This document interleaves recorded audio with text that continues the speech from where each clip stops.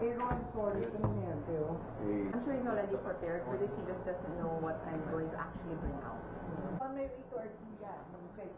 I came here because Tisha asked me for advice. So there's 300 million in this bank. There are, you can see, I think there are about 32 passbooks. You said you reached out to the president. Yeah. What happened there? When was this? When did this happen? Last month. 2 weeks ago? 3 weeks ago. 2-3 weeks Wednesday ago. after Sona. And now it was the president himself. After Sona. Wednesday after. It was the president himself who met with you Yes. in the palace. the palace. It was just you. He was very and kind. any of your lawyers What was your reason for reaching I out said, to you know what, I'm getting scared because not, like I said, it hit a wall. And I'm holding this stuff. I don't know what it is. I don't know how far-reaching it is. I don't know what to do, right? So I would think that the safest place to bring this is there. Because at the end of the day, right, this is the president. This is as high as it goes. The first meeting, I think majority of everything I said is in the affidavit. I already went to the NBI and what do you call that? Swore in and whatever the affidavit. It's about 6 inches high, so you can look at it. 6 inches thick. So the first meeting with the president was Wednesday after the Sona, right? Yes. Wednesday after. All he said is that he whatever way he can help. He was, I think, surprised as much as I was. He endorsed it to the NBI director, who has been the one coordinating. Because I mean, I guess Were there anyone else during the meeting?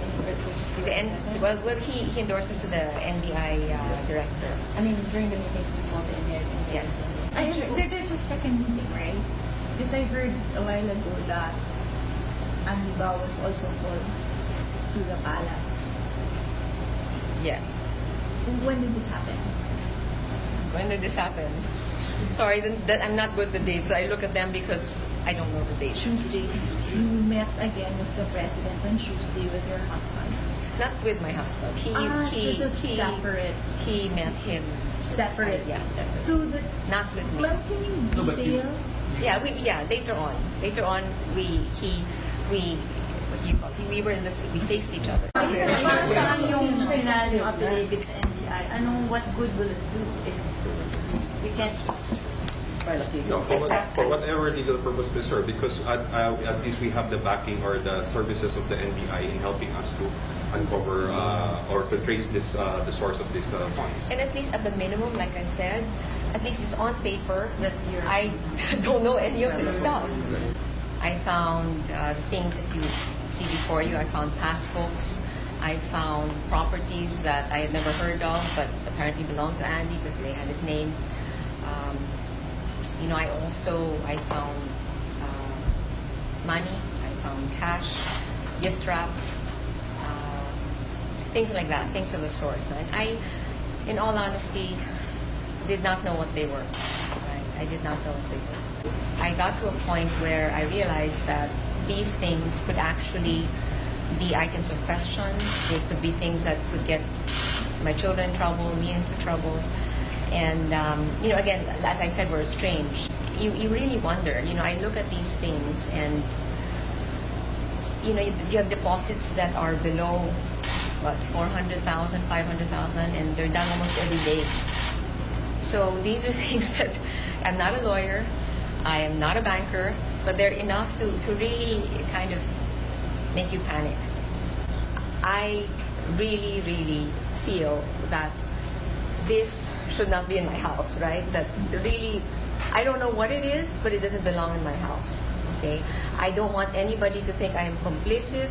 I have nothing to do with this because, again, who's going to believe, right? I live under the same roof, even if we're estranged. On a very practical level, two levels, I guess. The first level is a practical one. Now, if I don't come out and say that I'm not complicit, because again, who will believe me that I don't know anything, right? You live in the same house. That in many ways what will happen if both their parents, right, are charged or whatever? What's going to happen to my kids? That's the bigger, for me, the bigger question. The other level is a very, I guess, a more pedagogic one, where I do want to teach them that, again, it's you have to, at some point in your life, you really do have to walk the talk. And this, for me, is one of them. And even if you're alone, you pick courage not because it's easy, but because it's worth it. Because at least I can stand tall and straight and say, you know what, I didn't do any of this stuff. I don't know what's going to happen, but at least me and my kids, we didn't do any of this stuff.